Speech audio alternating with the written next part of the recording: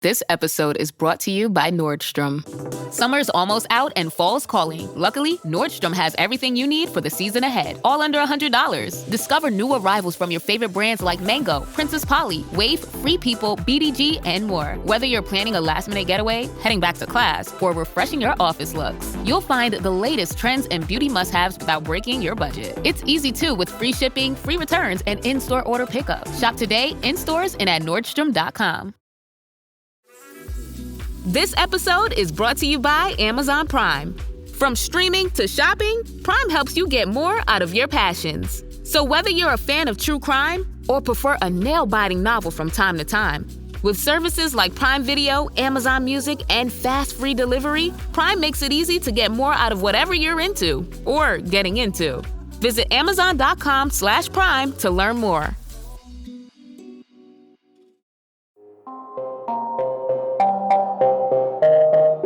I'm Casey Seiler, editor of the Times-Union.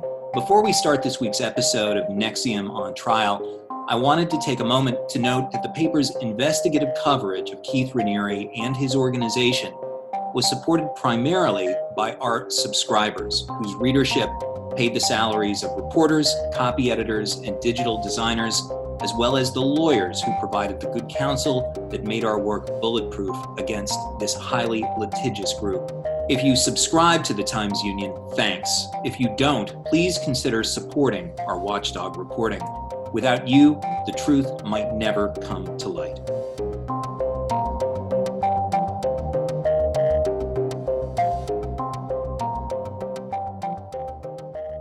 All right, and now I'm talking to our outstanding Cops and Courts reporter, Rob Gavin, who has a bunch of news to report in the ongoing case of NXIVM. Rob, we are talking on Tuesday, October 13th, which I'm no mathematician, but is exactly 2 weeks out from the sentencing of Keith Raniere. There has been some court action in the case of Claire Bronfman, who was about 2 weeks ago sentenced to more than 6 years in federal prison. She has now formally appealed that sentence, correct? Yeah, she has announced that she is appealing that sentence, which is 6 years and 9 months, 81 months, if you want to do the math. That is expected. So that'll go to the Second Circuit for U.S. Court, for the Second Circuit Court of Appeals, where appeals are heard in the federal system here. And we'll see how that goes. But obviously, her lawyers feel that the sentencing was way beyond what they had expected. We also know a little bit more about Keith Raniere's sentencing, which, as noted, is coming up on October 27th, including who is going to be there giving victim impact statements. You reported over the weekend that one of many people who are going to be there, either video or physically in the courthouse in Brooklyn to confront Raniere, will be a young woman who was 15 when she began a sexual relationship with the man known within NXIVM as Vanguard. This is a really big deal in the world of NXIVM for anybody who's followed this case.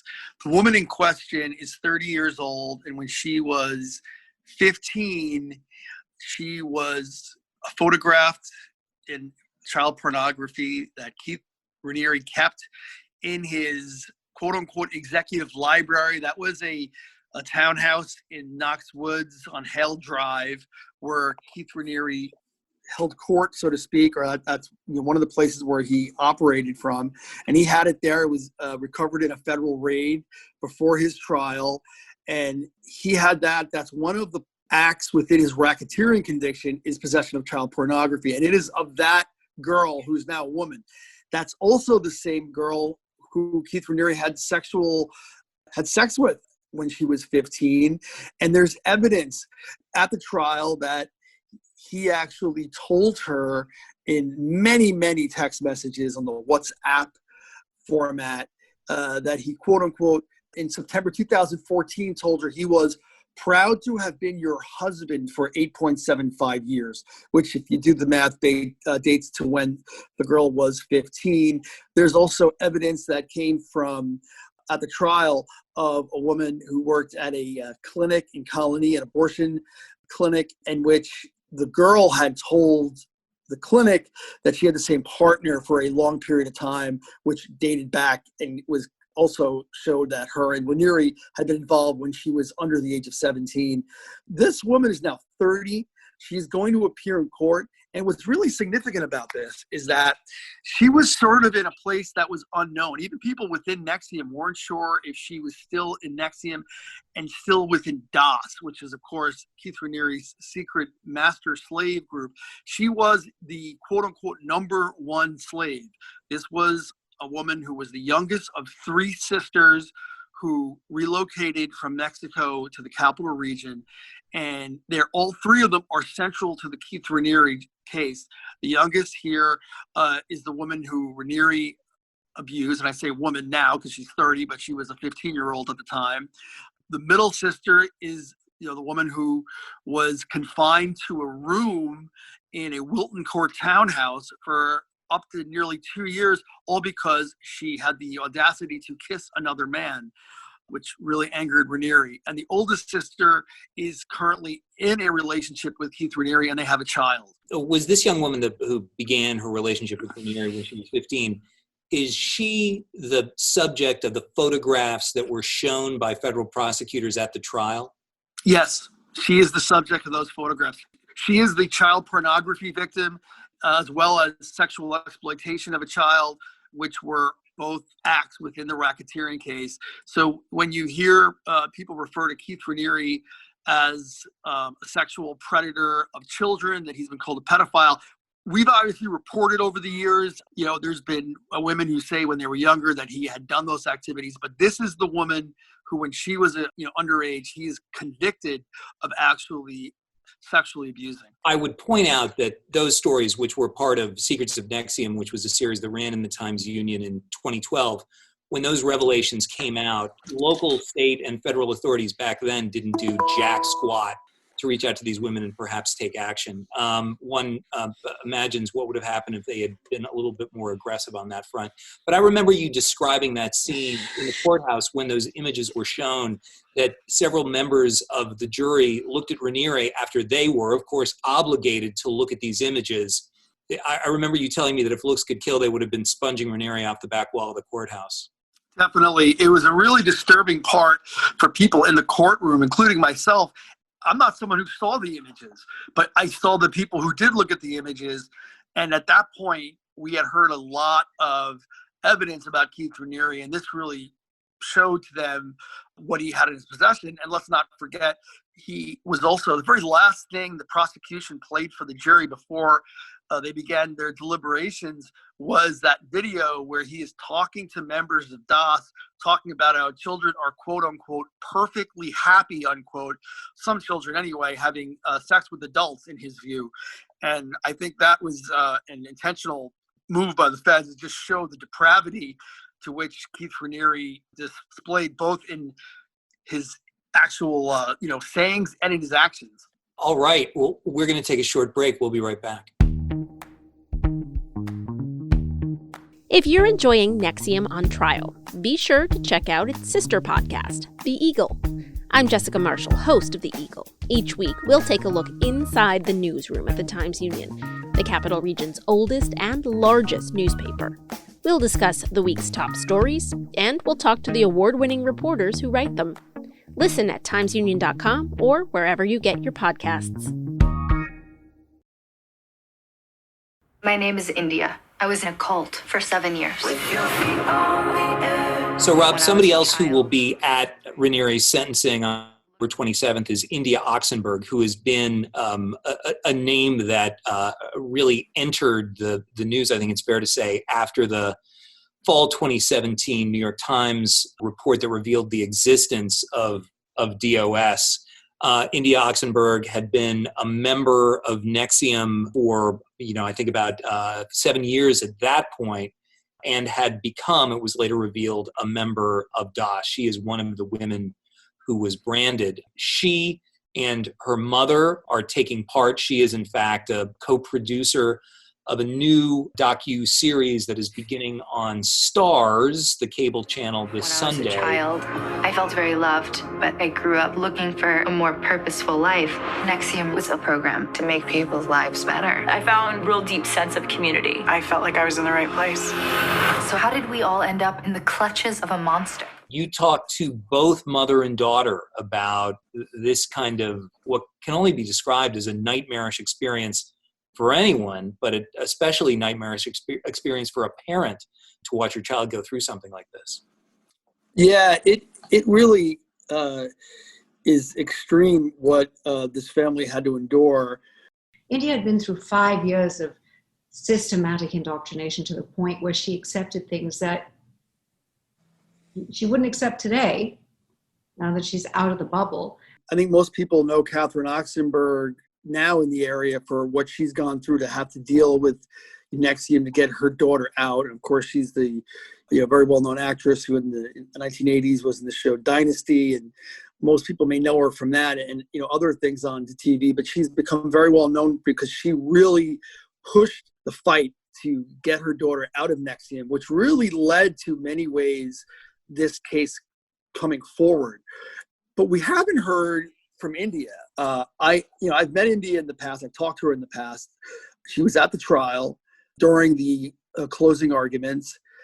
This is now the first time India is really coming out to speak publicly. And it's in a big way because, like you said, she's an executive producer on this Starz thing. It's a 4-part series, and it's called Seduced. And it's from Cecilia Peck and Inbal Lesner. This is called Seduced Inside the NXIVM Cult, which is called the quote-unquote exclusive personal journey of India Oxenberg and her harrowing story of coercion, abuse, and recovery. And right from the get-go in the trailer, India Oxenberg says, My name is India. I was in a cult for 7 years.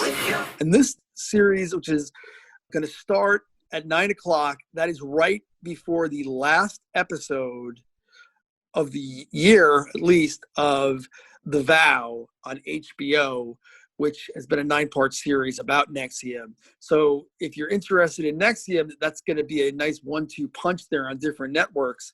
But this has been the first time that India opened up and really spoke about this experience. And she talked about a lot of things. For a long time, I was being asked to do other media, and I was getting requests to speak and share my story, and I just was not ready.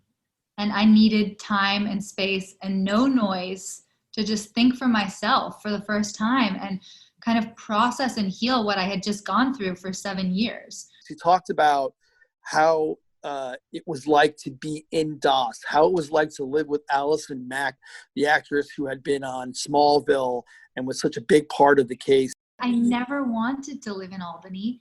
I was commanded to live in Albany from Allison Mack and Keith, who strategically placed me in Allison's house as a lure. Allison Mack had been her quote-unquote master in DOS. Keith Raniere was her grandmaster, a top DOS, which was the master slave club. I mean, this is horrible to say about myself, but this is sort of what I was at the time. He wanted her to have a pet, like somebody to take care of her house, entertain her, be her servant. And I was looking for something in my life that could help me grow. And the way that they positioned this was that it was going to be intensive one-on-one coaching for women only. We've heard, and I think we've seen on The Vow, and I think we've seen through testimony during the trial, that Allison Mack was someone who had many faces. She was this person on a TV show, and people were, I guess, very happy to be around her. But we've also saw through the testimony of witnesses, and now we're hearing here, that she was someone who could be very volatile. And India lived in Allison's home in the Knox Woods complex. There were some days where we were totally fine and it felt normal. And there were other days where she would just switch on a dime and be vicious and cruel to me and the other women. And it was unpredictable. And I think one of the more difficult things that I had to reconcile with is that I trusted this woman. I believed that she was my friend and that she cared for me. And the fact was she lied to me the entire time. Basically there, she said that, they could be watching a movie even, but the entire time she'd be aware that at any moment that could change, that she was there to serve Allison Mack. We also talked about, among other things, what got her into NXIVM. Her and her mother had been recommended to take this personal growth class in Santa Monica, which is near where they lived. A mutual friend of her and her mother suggested it, thought that it would be a good thing, that this thing had changed that friend's life for the better. I was 19 years old when I went to my first intro presentation, just leaving a year of university.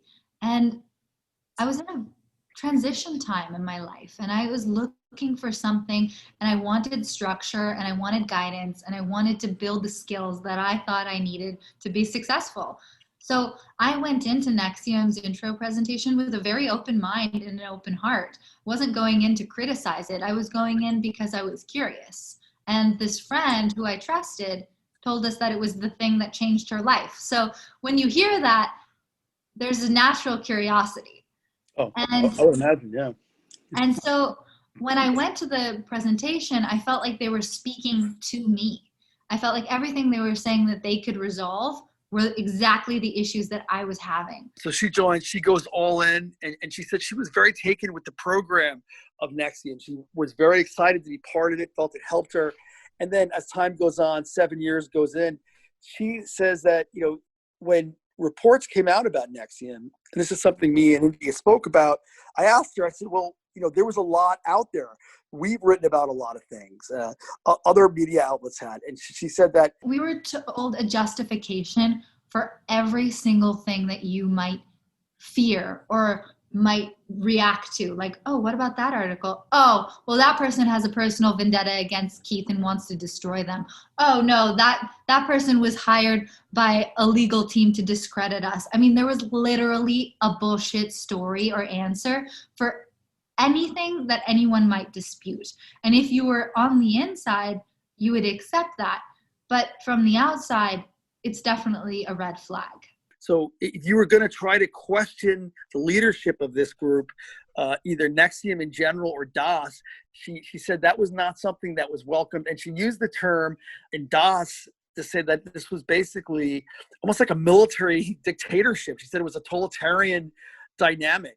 And if you question the leader, you were immediately punished. And that's something that came out during the trial with for a lot of members of NXIVM. And I think, you know, it wasn't just one person or another. We heard stories across the board of someone doing something that seems not that big a deal. For instance, Lawrence Salzman had sort of danced with a person during volleyball, just sort of, you know, roughhoused as a joke. And as a result of that, Raniere decided that his plan to have a baby with her was no longer going to happen.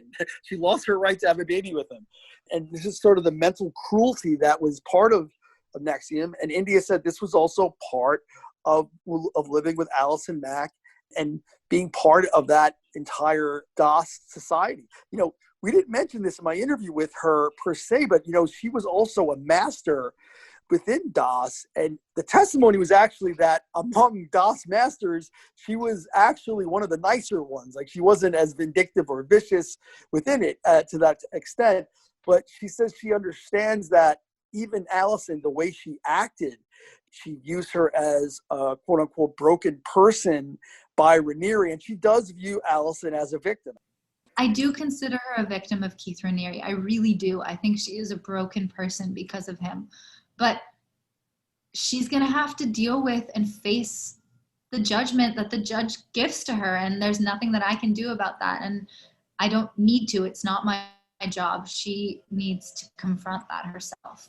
And I think that's one of the things about this case that I think is hard for some people to understand.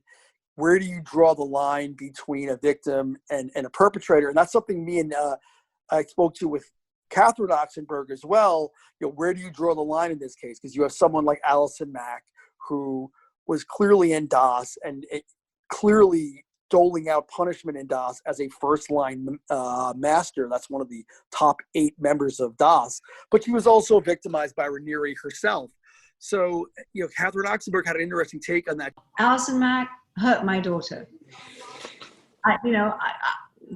I'm a mama bear. I'm not gonna think kindly of this woman. Intellectually, I know she is also, everybody is a victim of Keith Raniere.